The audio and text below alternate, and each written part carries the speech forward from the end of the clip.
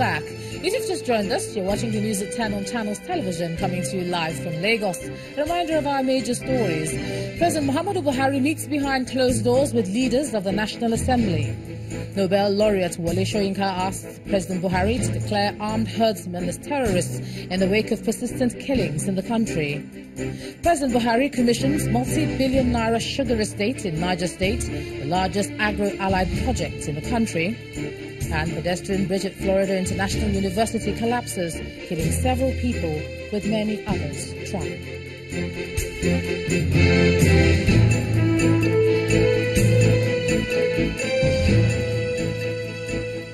Just to let you know that channelstv.com has more information for you, and on youtube.com/channelsweb you can watch our videos. You can also watch us on your mobile device via your browser, or download the Channels TV app for Android, iOS and Windows devices from their respective stores. Besides giving you access to news and updates on the go, the Channels TV and Channels 24 app has an eyewitness feature that you can use to share pictures, videos or news of happenings around you. Just install the app, then tap and swipe to reveal the menu, and then follow the instructions. The Lagos State government has announced the reduction of its land use charge more than 1 week after its new rate generated public outcry. A statement from the Lagos State Commissioner for Finance says for a commercial property valued at 20 million, the charge is reduced from 91,200 to 45,600 naira, while the owner-occupied property valued at 20 million has its charge reduced from 30,720 to 23,040 naira. The Lagos State amended land use charge bill signed into law by Governor Akinwumi Ambode on the 8th of February 2018 has seen an upward review, with the minimum rate increasing from 1,200 naira in 2001 to 5,000 naira in 2018. Since then, the revised law has received mixed reactions by various interest groups and individuals. The way it is going, people will have to go and borrow money to pay this land use charge. I mean, that is not fair. And above all, the rate of increase is very, very high.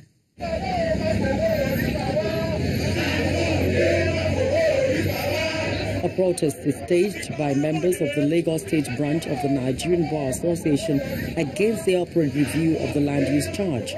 Against increased salary and benefits of their own employers for 15 years. That's poor mathematics, poor economics, and insensitivity.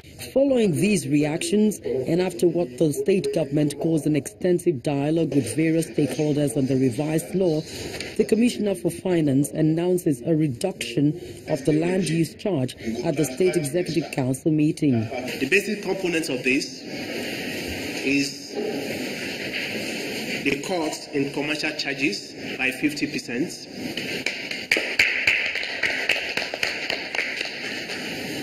reduction in charges for owner-occupier with third party, including industries and manufacturing concerns, by 25%. Commercial property owners, who are undoubtedly mostly affected, will be granted a 50% discount. Property occupied by owner and third party and property used for industrial and manufacturing purposes now have a 25% discount. Accordingly, an owner-occupied property is given a 15% discount. In addition to the reduction, the state government also waives penalty for late payments across board, gives tax credits for land use charges already paid, and introduces installment payment system.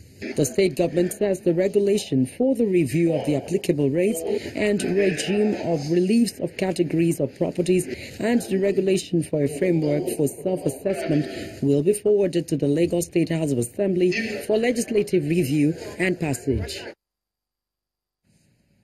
Joining me now to look at this latest development is the Lagos State Commissioner for Information and Strategy, Mr. Bamigbetan. Thanks a lot for joining us on the News at 10. My pleasure.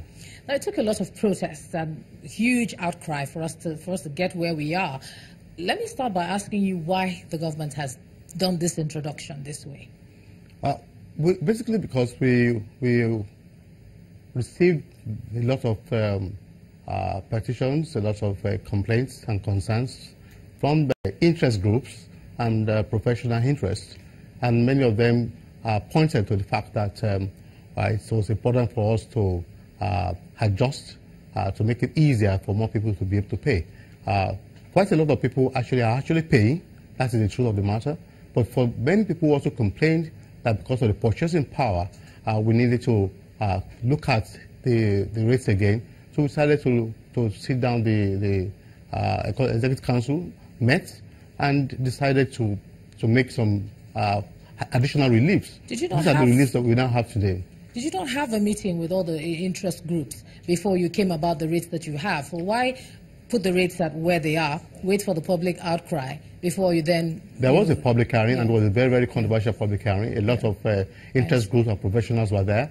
And basically what came out at the end of the day was the result of many of the negotiations at the public hearings held by the House. So we, based on our experience, we actually expected that there would not be so much outcry. But at the end of the day, when we came out, it was the position of any government that is very responsive to listen to people and try and see how to adjust to their expectations. Because ultimately, we had to serve the people. So that basically is why we have to take a decision to meet those who we feel are based on the evidence available to us. We feel those who have been most affected by this increase, we decided to give them additional reliefs, and that's basically what we have right now. But do you think this is over now? Because already people are saying the reduction is not what they're looking for. What they want is a reversal to what it was before, because of the time in which it has been introduced and the damage it could do, to commerce, etc. So do you think by just having this reduction,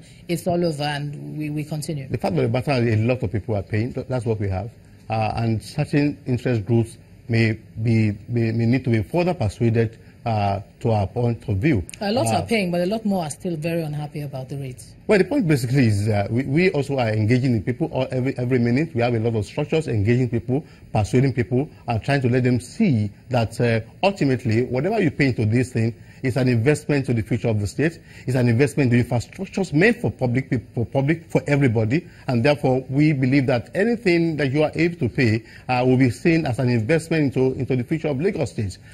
What will be provided at the end of the day is not for individuals; it's meant for everybody. So we believe that we should constantly engage more and persuade people to our point of view that this has not been made so as to punish anybody, but in response to the urgency of the infrastructure that we have around us. Yes, and we believe that quite a few people who are paid, they are paying because they can see it from that point of view. We will continue to engage and persuade, but while we are doing that, we believe that the first thing is to show that we respond, that we listen and we respond, and we are not taking anybody for granted. Well, yes, you have shown that to some extent. But finally now, what I'd like to ask you is whether hiking rates and taxing people the way we're taxing them should always be the first port of call when the government is trying to generate revenue. How about reducing the cost of government or something else from your side, rather than it always being on the people's side all the time? I can assure you, all those measures have been taken from day one. For example, this administration reduced the number of ministries when it came on board,